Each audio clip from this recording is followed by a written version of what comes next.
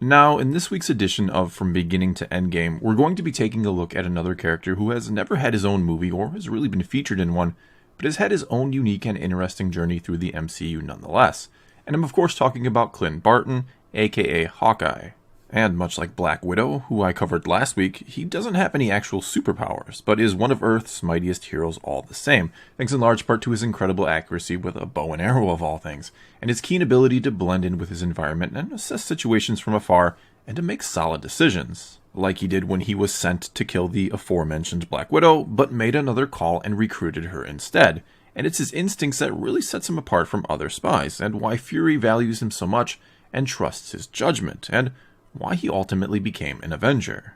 But I'm getting a bit ahead of myself, and the very first time we see Hawkeye in the MCU, albeit briefly, is actually in the first Thor movie, when the angry fallen Asgardian is making his way through a makeshift shield compound, taking out one security officer after the next, to retrieve his hammer, and Hawkeye is ordered to grab a gun and get a good vantage point in case he needs to take him out, and he of course grabs a bow instead, which is the first clue for Marvel fans as to who we're dealing with here. Anyway, as Hawkeye watches Thor make his way to the hammer, we get a small taste of his humor and perhaps also his ability to judge people, as Hawkeye jokes to Coulson about starting to root for this guy. Later on then, though not in the movie but rather in a supplementary comic book called Fury's Big Week, we learn Hawkeye was witness to Thor's transformation and saw him take out the Destroyer, and then Hawkeye even guarded what was left of the Destroyer as it was taken back to a shield facility, where it would be back engineered and turned into the gun Coulson would use on Loki in the Avengers movie.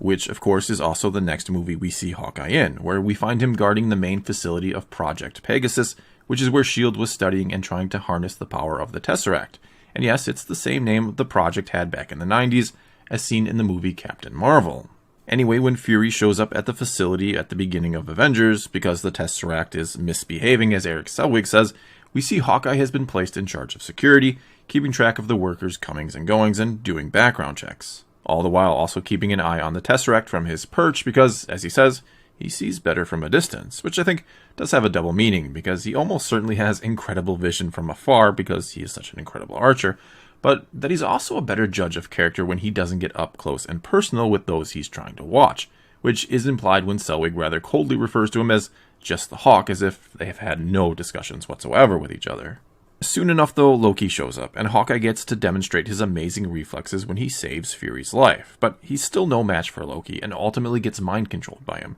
which was a smart move on Loki's part, as Hawkeye is able to offer him a safe place to make a base of operations, and plenty of enemies of S.H.I.E.L.D. to align himself with. Furthermore, from him, he learns about the team Fury is putting together, which is how he knew how to try and use the Hulk to his advantage, and about the capabilities of Stark Tower. And then after Loki purposely lets himself get captured, again in order to set off the Hulk, it's Hawkeye who leads the mission to infiltrate the helicarrier to get him back, and he kicks off the rescue mission with a perfectly placed explosive arrow despite the incredibly strong winds, again showing off his amazing abilities with a bow and arrow. And then, in the ensuing chaos, he makes his way to the control deck and further disables the ship. It's then while on his way to the detention block to free Loki that he's confronted by Black Widow, and she manages to hit him on the head really hard to finally free him from Loki's control. And one of the things the first half of this movie really subtly does, but does well,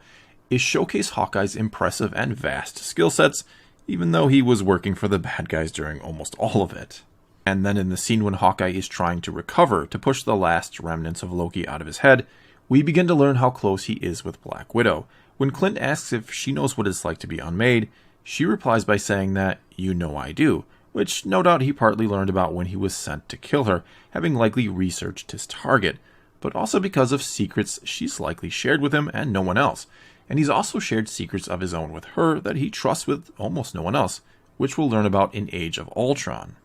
However, rounding out this first Avengers movie, during the Battle of New York, Hawkeye continues to prove his worth and skill by not only taking out the enemy with exceptional archery skills again, but by using his bird's eye view to help direct Iron Man and others. But before that, while he's still on the ground, we get some fun banter between him and Black Widow, which further begins to show how close they are and how much they've worked together in the past,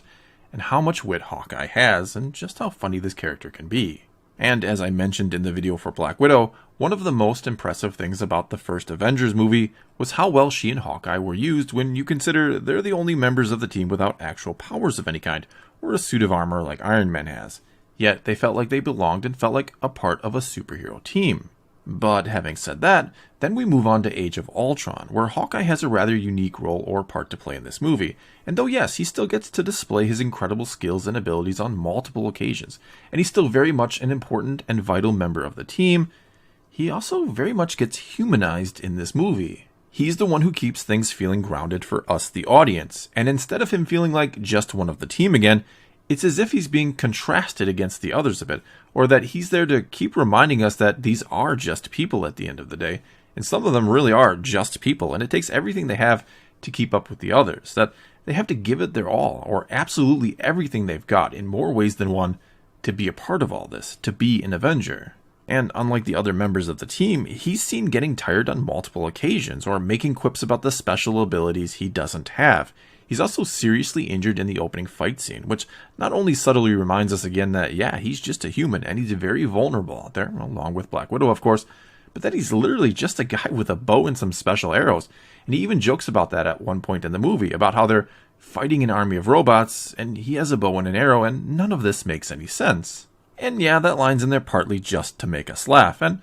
partly to maybe poke fun at just how silly superhero movies can be at times, something that Marvel has fully embraced and not shied away from, which has worked to their advantage. But mainly it's in there to begin to show us that Hawkeye, or Clint, is acknowledging he's in way over his head, but he's going to fight on anyway. Which is the message he's trying to send to Wanda, or Scarlet Witch at the time, that sometimes things get crazy and you have to choose to fight or run away, and hope that maybe others can handle it and save the day. That you can either be an Avenger or someone they need to protect. And even though Clint has every reason to run away and let others with quote-unquote real abilities handle it, that's not who he is. Even with just a bow and arrow, he can make a difference and protect those who truly need to be protected. Those who can't protect themselves. And so he fights, and that is of course what makes him an Avenger. And in this movie we also learn about his personal stakes, about what he personally wants to protect, which is of course his family, a family that the Avengers, save Black Widow, didn't even know existed. And taking them all to his farm to hide out after things go horribly wrong for the team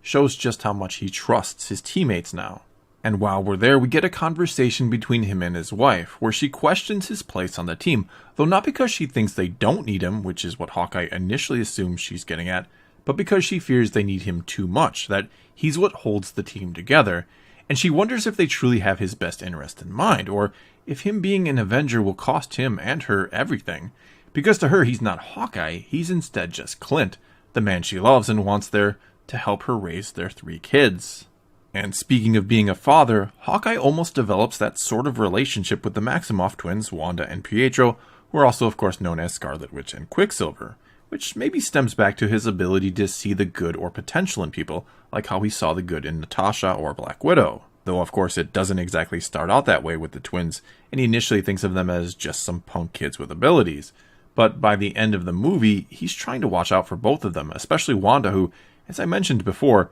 needs a bit of a pep talk in that final battle. And it's rather fitting that Hawkeye seems to be the only one on the team who actually really cares about them, or who sees them as the kids that they actually are. It's kind of a reflection of what his wife was trying to tell him earlier, when she asked if the rest of the team truly has his best interest in mind. It also begins to show that maybe the Avengers are losing a bit of perspective as well, or can only see the big picture and have lost sight of the individuals who are affected by their actions, which will tie into the overall story of the MCU going forward from this point, and leads to the rift that we'll see in the movie Civil War. And it's probably no coincidence that Hawkeye has retired when all that goes down, and isn't there to hold the team together. He even jokes to Vision in that movie that he's been retired for all of 5 minutes and everything falls apart. And what brings him back into the fold in Civil War, after the Avengers have of course split and are fighting each other, is a genuine concern for Wanda, not to mention he no doubt feels like he owes her a debt after her brother saved his life in Age of Ultron. And to go back to that movie for just a moment, one of my favorite scenes was at the end of the movie, after the battle was over and won, and we see a battered and exhausted Hawkeye lay down next to the body of Pietro and almost lament how long the day has been, which summed up the character's arc in that movie perfectly, and really begins to explain just why he retired after that. But anyway, in Civil War, Hawkeye of course sides with Captain America, and during the big fight at the airport we hear him joking with Black Widow about still being friends after all this, which is when Scarlet Witch chastises him for pulling his punches and not taking this seriously. But of course, Hawkeye sees the futility in the fighting maybe better than anyone else, that a bunch of superheroes duking it out isn't actually going to solve anything, and it's the last thing the world needs right now. And it's also Hawkeye who realizes how this all has to end, that for the side he believes in to win, or for Captain America to get away, some of them need to stay behind and lose. And of course, Hawkeye will end up being one of those losers, and will be captured and imprisoned on the raft, thus essentially proving his wife true, that the team overlooked his best interest, and it ended up costing him his freedom. Nevertheless, though, Captain America does come back for him and does free him, and eventually, much like Scott Lang or Ant-Man, Hawkeye makes a deal with the government to retire or to go back to retirement, and agrees to house arrest, which explains where he is in Infinity War and why he's not a part of that movie. But Hawkeye, or should I say Ronin, will very much be a part of Endgame, because I think it's safe to say from the trailers that Clint has lost his family to the snap, and all that humanity he's been shown and been given throughout the movies will have been lost with that family, and it'll have completely broken him, which is why he'll have adopted the Ronin persona. As for how I could see his story ending, well, almost certainly he'll survive and retire again, and it'd be interesting if that scene in the trailers where he's teaching a young girl archery is actually after the fact, or is from the very end of the movie, and we'll see he's teaching his daughter, though that's probably not going to be the case. And instead, it's going to be some type of flashback where he's interacting with Kate Bishop, a character from the comics who is basically a female version of Hawkeye. She even calls herself Hawkeye. Either way, I do think Hawkeye, the male version, will get a happy ending, and he'll get his family back and be allowed to retire, though who knows for sure. Well, that's all I've got for this time, and if you made it this far and enjoyed the video, feel free to check out the others in the series if you haven't already. Links to all of them will be in the description below. Oh, and feel free to leave a comment and let's talk some Marvel. And until next time, thanks for watching.